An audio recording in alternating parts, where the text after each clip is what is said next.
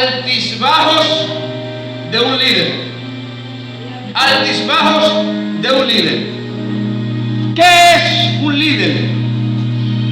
Si vamos a analizar el término de líder en el vocablo secular de nuestras vidas, líder podría ser aquel que ocupa un primer lugar o dirige un gran número de personas, o aquel que compite en frente de un grupo de personas y toma una posición privilegiosa o llega en primer lugar. Este hombre lideró la carrera hasta llegar en primer lugar.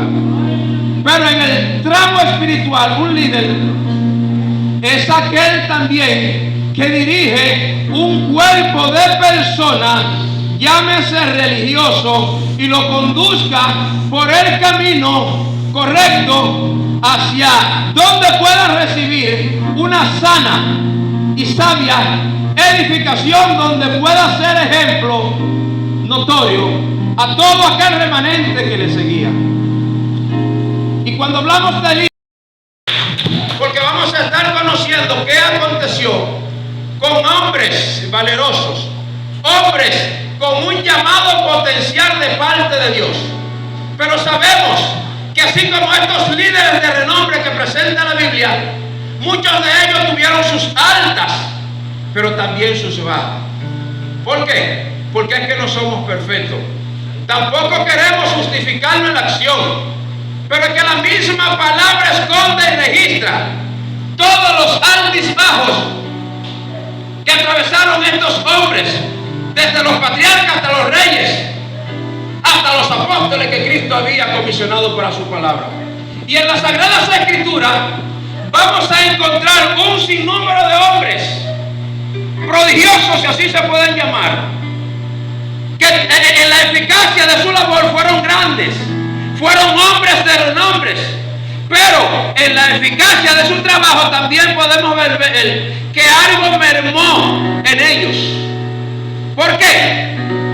Porque eran seres humanos no perfectos, pero en camino a alcanzar la perfección a través de Cristo Jesús. Si tú lo crees, glorifica el nombre del Señor. Sí, Señor. Algo mermó en las vidas de ellos como líderes eminentes. Y cuando vemos las altas de estos grandes líderes, y cuando hablamos de líderes cristianos, tenemos que hablar de Abraham. Abraham, un hombre llamado de parte de Dios, aún teniendo todas sus posesiones, al momento de recibir el llamado, este hombre obedece la voz y emprende el camino. Y como líder que había sido marcado de parte de Dios, muchos le siguieron. Y fue notorio que como líder él tenía que poder encaminar a esta persona por un camino correcto. Obedece la palabra de Dios, hombre de fe, hombre preparado, hombre temeroso, hombre que al primer lugar donde llegaba no vacilaba en poder erigir un altar para tener comunión con Dios. Y si comenzamos a buscar de Abraham todas las florecitas, vemos que todas son claveles, lirios, son las mejores de las flores delicadas. Pero también este hombre prominente, líder de Dios, tuvo algo que mermó en su camino. ¿Qué? Se encontró en él que en ciertos momentos, para poder defender su vida, llegó un momento que mintió. ¿Cuándo? Cuando en un momento, él después que sale, tras la promesa que Dios le había dado, se encontró entonces en Egipto con un rey llamado Abimelech. Y allí, sabiendo que el hombre que tenía a su esposa, por causa de esa hermosura que radiaba a ella, así como la irradia mi esposa, iba a ser capaz de que su vida peligrara al momento que un rey le pudiera ver. Y en el momento que este hombre manda a llamar, él se pone de acuerdo con su esposa y le dice: mira, si él te pregunta por mí, tú le dices que yo soy tu hermano. Ahora bien, muchos dicen, y yo podría decir también, pero no es mentira. Él habló una mentira media. ¿Por qué? Porque ella era su hermana. ella era hija de un tío de él. Pero aquí no se puede hablar de mentira media, ni se puede hablar de que se estaba excusando. El hombre mintió, porque el acuerdo que hizo fue: di que tú eres mi hermana, porque ya Abraham vivía con esta su hermana, que era su esposa. Entonces, sobre el alto de Abraham, aquí estamos viendo un punto bajo. ¿Cuál es? El de la mentira, en el cual él se esconde para poder salvaguardar su vida. Y si seguimos buscando hombres valerosos, prominentes de parte de Dios, vamos a ver los altos de cada uno, como también veremos el alto de este gran patriarca llamado Moisés, el cual Dios, desde antes de la fundación del mundo, le había escogido para traer la liberación a su pueblo. Él no se imaginaba, pero nosotros, por las Sagradas Escrituras, desde el momento en que se estableció el decreto de matar a los niños, ya nosotros, cuando comenzamos a leer, estamos viendo que en Moisés hay un cuadro interesante. ¿Y por qué Dios le está preservando? Era porque este hombre, al cabo de cumplir el tiempo correspondiente, iba a estar liderando este pueblo al justo tiempo.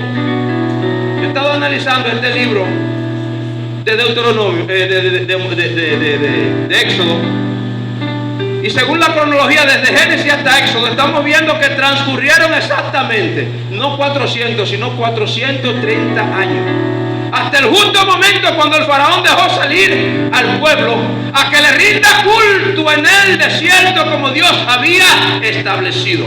Moisés está al frente de este pueblo luego de la última plaga, cuando este faraón no pudo más.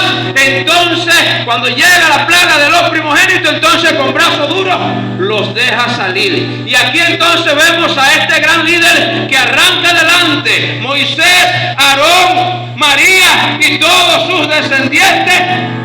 Él va al frente, y con él salieron 600,000 hombres, sin contar las mujeres y los niños. Y si nos ponemos a calcular por hombres y mujeres y niños, se pasaba del 1,000,000. Este hombre estaba comandando a este pueblo, dirigiendo a este pueblo a donde Dios le había mandado. Recibe el llamado a los 80 años, cuando allí en la salsa tiene un encuentro con Dios. Le dice: ve y busca a mi pueblo. Toma el pueblo y lo lleva al desierto.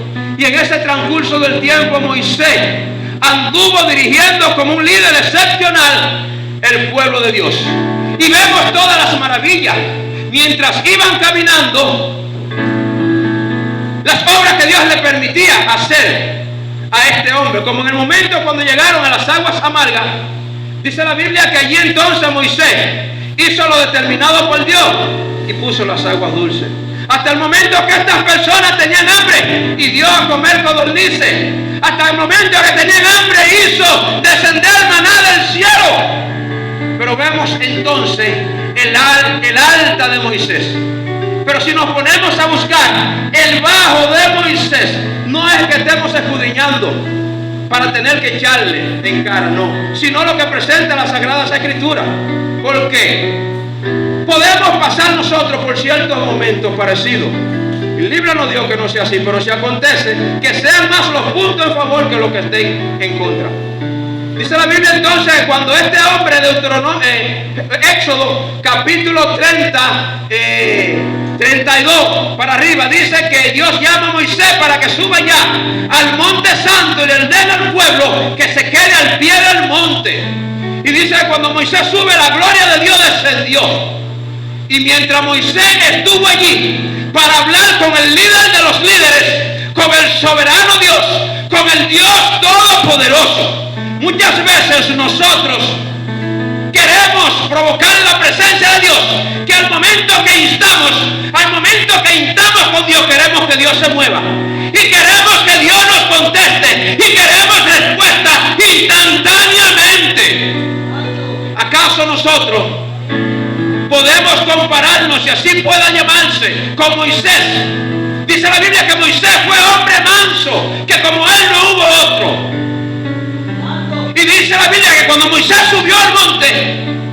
tuvieron primero que transcurrir 6 días.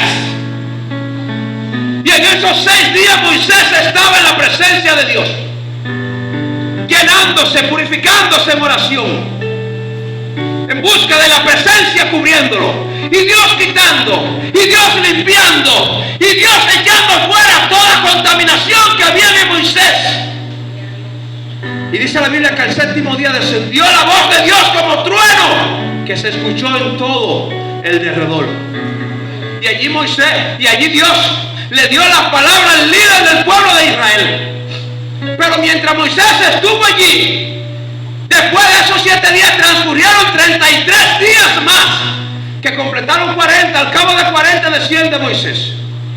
¿Qué sucede cuando Moisés viene descendiendo? Que el pueblo se desesperó. Lo que acontece muchas veces nosotros cuando queremos que Dios se mueva como Él quiere.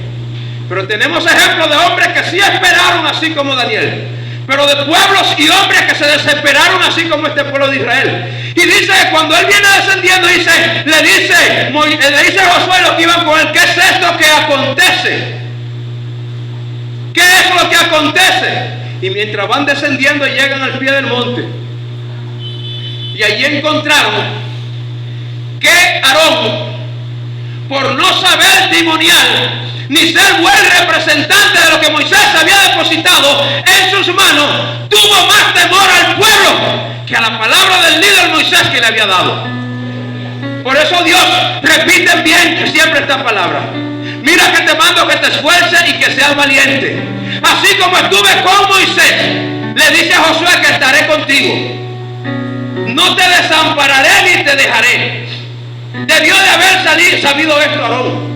Y le pregunta qué es lo que pasa, y le dice que este pueblo se desesperó, y como tenía ganas de adorar, comenzaron a convocar, buscaron todos los solcillos, todos los joyeles, todo lo que era oro, edificaron un becerro, y ahí estaban adorándole.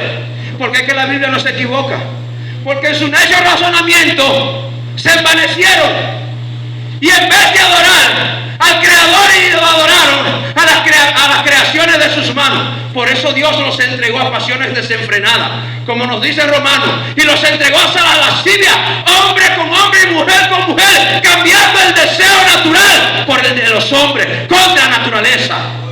Pero estas personas que se levantaron en contra de Dios tuvieron su merecido. Pero ¿qué acontece? Que Moisés, cuando llega, entonces aquí estamos viendo a este hombre que tiene 40 días en la presencia de Dios consagrado, hace esto. Porque anoche hubo un predicador que me robó unas palabras. Y no digo que me robó, sino que él fue al mismo lugar donde yo me había llenado. Tomó estas palabras y la hizo suya. Por tanto, son temas que muchas veces es bueno tú poder tomarlo para llevarlo de reproducción a otro lugar. Moisés, al ver que el pueblo se había desencaminado, desenfocado, se había ido tras el pecado, así había dicho una vez un gran orador después de Pablo: no hubo otro como San Agustín, que quien no se aira en frente del pecado peca. Y eso es así. Quien no se aira en frente del pecado peca, porque el que lo deja tranquilo, deja que eso pase tranquilito. Así como Moisés en aquel momento, al recibir, mire mi hermano, al recibir ese enojo, al ver cómo este pueblo que había sacado de Egipto con mano dura de parte de Dios, este pueblo que tenía que creer a ojos ciegos todo ese tiempo que estuvo Moisés allá en las alturas, en la presencia de Dios, no era para que se desesperara. Hermano, nosotros no somos como los que se desesperan. Moisés, al ver esto, dice que tomó las tablas del pacto que estaban escritas de lado y lado, la cual escribió Dios con su puño y sus dedos. Dice que Moisés hizo así, ¡guau!, y extrayó la palabra de Dios, explicó lo primero que Dios había establecido con su puño para poder dirigir ese pueblo. Pero como Dios en sus muchas misericordias, dice la palabra que Él es lento para la ira y grande en misericordia, Dios manda a Moisés que todos los que se rebelaron tengan que pagar el resultado de eso. y tuvo una persecución sobre los cabecillas. Y dice que en aquel día murieron más de 30,000 personas, hombres, mujeres y niños, todos los que se encabezaron de esta revuelta. Y luego de esto, aquel líder entonces tuvo que trasladarse nuevamente allá al Monte Santo, y transcurrieron 40 días más. Aquí estamos viendo el alto y bajo de dos líderes maravillosos. Y si nos vamos a buscar otro líder maravilloso de Dios, fue el rey David, que como cantor, como rey, como escritor, un hombre prominente, un hombre intachable, un hombre conforme al corazón de Dios, un hombre que para tomar una decisión, una acción contra el enemigo, no se iba primero sin consultar a Dios. Pero vemos a este hombre entonces en el bajo, en un momento de guerra, que esto es algo que yo he analizado y Dios me ha dado a través de la santa palabra. ¿Por qué David se quedó en su casa? Porque en tiempo de guerra tenía que ir el rey delante. Pero hay una razón por la cual David se quedó en su casa, no medalaganariamente, sino una razón la cual también registra y esconde en las Sagradas Escrituras. Hubo en un momento que estaban en una guerra. Vamos a pasar ese punto para otro momento, para poder descifrar las razones por las cuales David se había quedado en casa en tiempo de guerra. Si no fue porque él acudió al llamado de sus guerreros compañeros. Otro altisbajo que podemos buscar en las Sagradas Escrituras es el de Pedro. Pedro, un predicador eminente, poderoso, que en su primera prédica se convierte en 3,000 y luego se convierte en alrededor de la segunda prédica 8,000 personas, 3,000 y 5,000, ¿cierto? 3,000 y 5,000. Hombre poderoso en palabra, como Pedro, sucesor de la iglesia, sobre quien dijo Cristo que sobre ti, sobre esta roca será fundada mi iglesia, pero no sobre Pedro, dándole a entender que iba a ser quien iba a dirigir esta gran y maravillosa que hasta hoy se llama la iglesia de Cristo. ¿Cuántos lo creen? Dale un aplauso a Dios. Pero este hombre que tiene sus altas, los vemos con sus bajas. ¿Cuándo? Cuando en un momento, por querer él interferir en los planes del Señor, por no querer que los propósitos de Dios y los decretos se cumplan, vienen a apresar a Jesús y Juan saca espada y mocha oreja. Jesús le reprende y le amonesta: Pedro, mete tu espada, porque el que a hierro mata, a hierro ha de morir. ¿Acaso no tengo yo poder para decir a mis padres que envíe 12 legiones de ángeles para que me defiendan? ¿Quién soy yo para querer interferir en los propósitos de Dios? Y una legión de ángeles para el tiempo romano era alrededor de 6,000 y pico de soldados. Métele el lápiz por 2. Y así sucesivamente. Pedro, un hombre poderoso. Vemos a Jeremías, hombre que tenía sus altas, profeta, sacerdote, nos enseña a nosotros cómo clamar a Dios y cómo Dios puede escucharnos. Pero también tenía su defecto, que era de voz apagada, era de voz baja. Y también Elías oraba y oraba, y Jeremías era llorón, tenía sus bajas. Y así muchos de los líderes, si comenzaran a buscar los altisbajos de cada uno de ellos, pasáramos la noche nombrándolo y presentándolo punto por punto.